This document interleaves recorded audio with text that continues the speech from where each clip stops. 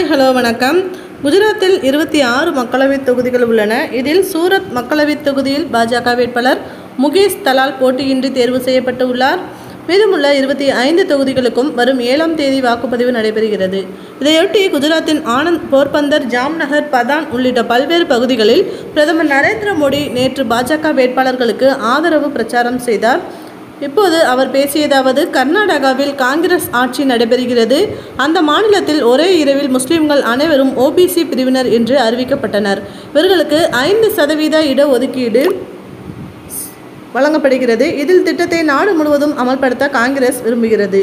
SC, ST, OBC பிரிவினரின் இடஒதுக்கீட்டை பறித்து முஸ்லிம்களுக்கு வழங்க காங்கிரஸ் திட்டமிட்டு உள்ளது. நான் உயிரோடு இருக்கும் வரை மதத்தின் பெயரால் இடஒதுக்கீட்டை அமல்படுத்த அனுமதிக்க மாட்டேன். அரசியலமைப்பு சாசனத்தை காப்பாற்ற வேண்டும் என்று காங்கிரஸ் நீலிக்கண்ணீர் வடிக்கிறது. நாடு சுதந்திரம் அடைந்து 75 ஆண்டுகளான பிறகும் நாட்டில் 2 அரசமைப்பு சாசனங்கள், 2 கொடிகள் இருந்தன.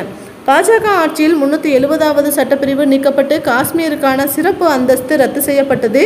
இதன் மூலம் நாடு முழுவதும் ஒரே அரசமைப்பு சாசனம் அமலுக்கு வந்திருக்கிறது. காங்கிரஸ் ஆட்சி காலத்தில் நமது நாட்டின் பல்வேறு பகுதிகளில் பாகிஸ்தான் தீவிரவாத தாக்குதல்களை நடத்தி வருகிறது. பாஜக ஆட்சியில் பாகிஸ்தானுக்கு தகுந்த பதிலடி கொடுக்கப்பட்டுள்ளது. இதன் காரணமாக ஒரு காலத்தில் கையில் வெடிகுண்டை வைத்திருந்த பாகிஸ்தான் தற்பொழுது பாத்திரத்தை கையில் ஏந்தி தர்மம் கேட்கிறது. பாரதத்தில் இருந்து கோதுமை மாவை இறக்குமதி செய்ய மன்றாடி வருகிறது. காங்கிரசின் இளவரசரை பாரதத்தின் பிரதமராக்க பாகிஸ்தான் விரும்புகிறது. ஆனால் இங்கு காங்கிரஸ் அழிந்து வருகிறது. இந்த துக்கம் தாழாமல் பாகிஸ்தான் அழுது கொண்டிருக்கிறது. காங்கிரஸ் பாகிஸ்தான் இடையிலான ஆழமான நட்பு அம்பலத்துக்கும் வந்துள்ளது. பாரதத்தின் எல்லை பகுதிகளில் எத்தனை தீவுகள் உள்ளன என்பது குறித்து கணக்கெடுப்பு நடத்தப்படாமல் இருந்தது. நான் பதவியேற்ற பிறகு செயற்கைக்கோள்கள் மூலம் தீவுகள் குறித்த கணக்கெடுப்பு நடத்தப்பட்டுள்ளது. தற்போது தீவுகள் குறித்த துல்லியமான புள்ளி விவரங்கள் உள்ளன. காங்கிரஸ் கட்சியின் தேர்தல் அறிக்கை முஸ்லீம் லீக் தேர்தல் அறிக்கை போல உள்ளது. சில நாட்களுக்கு முன்பு ஓட்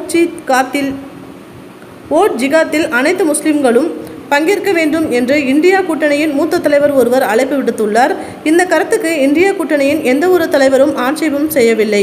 மக்களவை பிளவுபடுத்த முயற்சி செய்யும் காங்கிரசுக்கு குஜராத் மக்களவை தேர்தலில் பொதுமக்கள் தகுந்த பாடம் கற்பிக்க வேண்டும் என்று பிரதமர் நரேந்திர மோடி பேசினார்.